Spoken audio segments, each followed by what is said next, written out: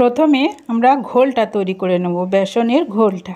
তার জন্য আগে আমি 1 চামচ বেসন নিয়েছি, আবারও আমি 1 চামচ বেসন নিয়ে নিলাম, মোট 2 চামচ বেসন নিয়ে নিলাম। তার সাথে নিয়ে নিচ্ছি ছোটো চামচের 1 চামচ হলুদ গুঁড়ো। তারপর এর মধ্যে আমি একটু জল দিয়ে, একটু করে জল দিয়ে একটা ব্যাটার তৈরি করে নেব, বা বেসনের একটা ঘোল তৈরি করে নেব। নমস্কার বন্ধুরা, সুলতার হেসেলে আপনাদের সবাইকে স্বাগত। আজ আমি বানাবো চিড়ের টিক্কি।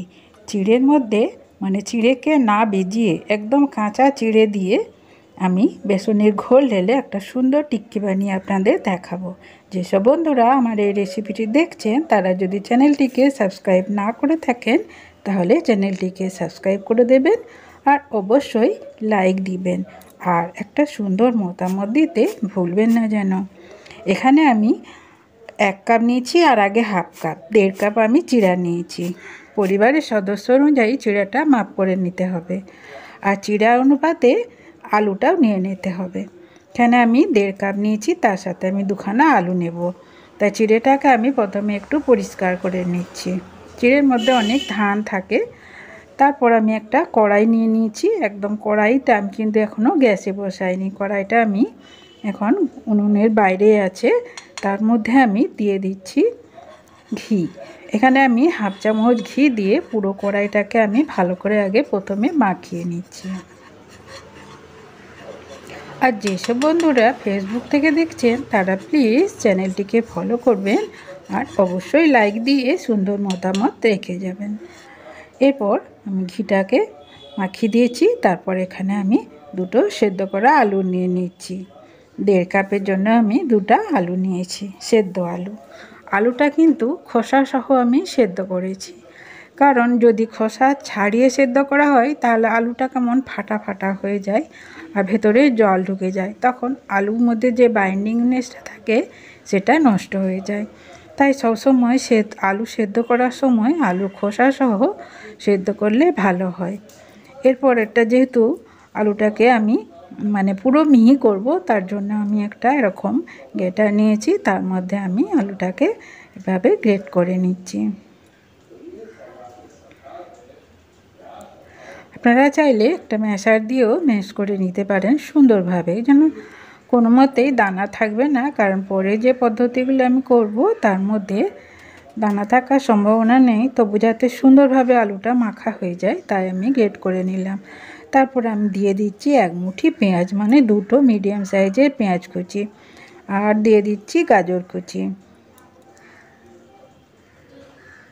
বাড়িতে যেসব সবজি থাকে, ফুলকপি, বাঁধাকপি, যাই থাকুক না কেন, সব সবজিগুলোকে দিয়ে এটা তৈরি করা যেতে পারে।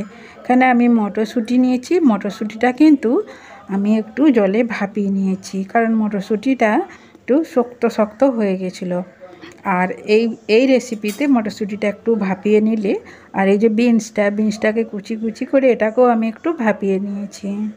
1 মিনিট গরম জলে দিয়ে ভাপিয়ে নিয়েছি। আর এখানে 2টা কাঁচা লঙ্কা কুচি দিচ্ছি। এটা সবারই স্বাদ অনুযায়ী কাঁচা লঙ্কাটা দেবেন, কে কতটা ঝাল খান। তারপর ওপর থেকে পুরো উপকরণটার আন্দাজ করে আমি নুন দিয়ে দিয়েছি। এরপর দিয়ে দিচ্ছি চাট মশলা। এখানে আমি হাফ চামচ চাট মশলা দিলাম। তারপর দেব ধনে গুঁড়ো, জিরে গুঁড়ো, গরম মশলার গুঁড়ো পরপর আমি দিয়ে দেব। আর সামান্য একটু কালারের জন্য হলুদ দিচ্ছি, আর একটু ঝাল ঝাল হবে তার জন্য একটু গোলমরিচের গুঁড়ো দিয়ে দিলাম। আর এটা হলুদটা দিয়ে দিলাম। আর এই চামচে করে আমি ঘিটা দিয়েছিলাম, তাই মশলাটা চিটে গেছে, আমি মশলাটা মুছে নিয়ে নিলাম।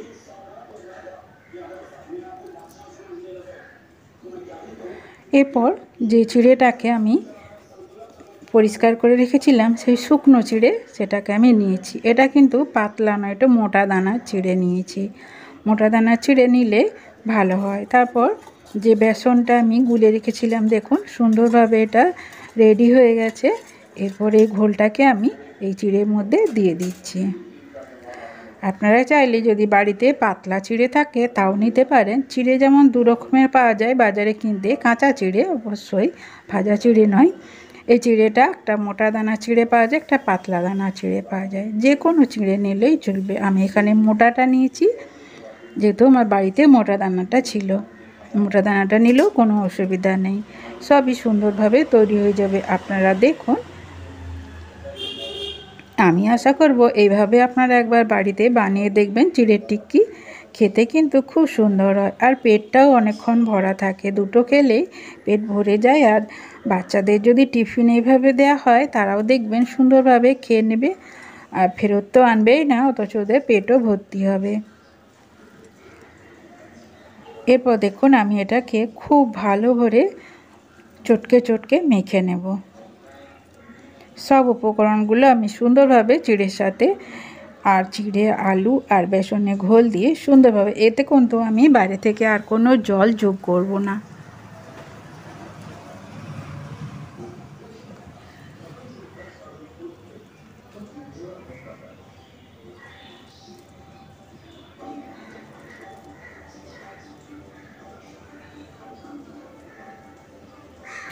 একদম চেপে চেপে সুন্দর করে আমি সব মেখে নিয়েছি। যেসব সবজিগুলো কাঁচা আমরা খাই না সেই সব সবজিগুলো একটু ভাপিয়ে দিলেই ভালো হয়। এরপর এটাকে আমি ঢেকে রেখে দেবো 15 মিনিটের জন্য, যাতে চিড়েটা ফাঁপে আর সব কিছু উপকরণ ভালোভাবে সেট হয়ে যায়।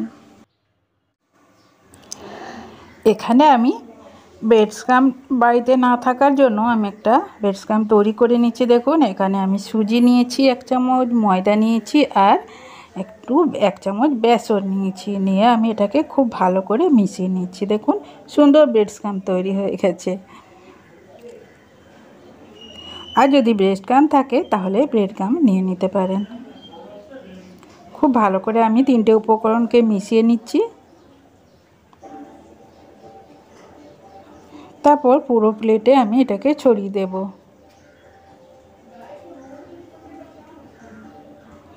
এটাকে আমি সাইডে সরিয়ে রাখবো। আর এইদিকে দেখুন চিড়ের টিক্কির যে মাখাটা আমি করেছিলাম সেটা দেখুন সুন্দর সেট হয়ে গেছে, আর কতটা টাইট হয়েছে দেখুন। ওপর থেকে আমি একটু চিলি ফ্লেক্স দিয়ে দিচ্ছি, কারণ এটা আমি আগে দিতে ভুলে গেছি, তাই এখন দিয়ে দিলাম। এরপর আমি হাতের মধ্যে একটু তেল নিয়ে নেব।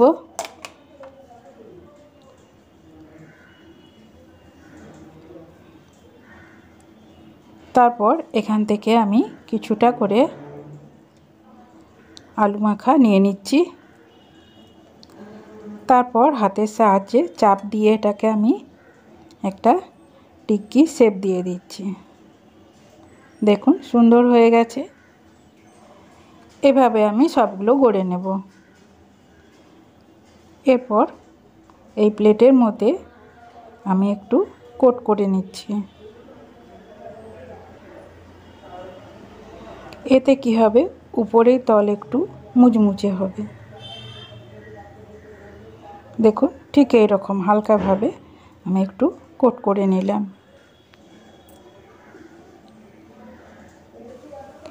এভাবে আমি সবগুলো করে নিয়েছি। এখানে আমার 6খানা হয়ে গেছে টিক্কি। এরপর চলুন এগুলোকে ফ্রাই করে নিই। ডিপ ফ্রাইও করা যেতে পারে, শ্যালো ফ্রাইও করা যেতে পারে, যার যেমন ইচ্ছা।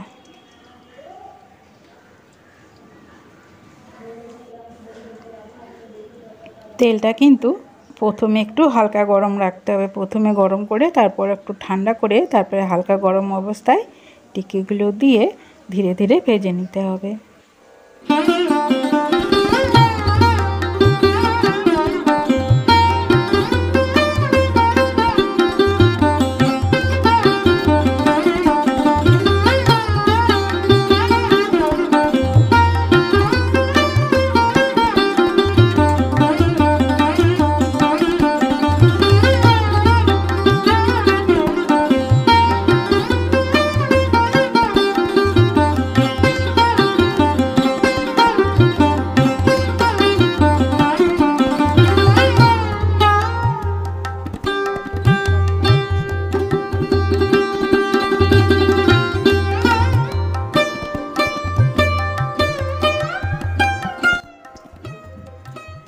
সব টিক্কিগুলো আমি তৈরি করে নিয়েছি দেখুন।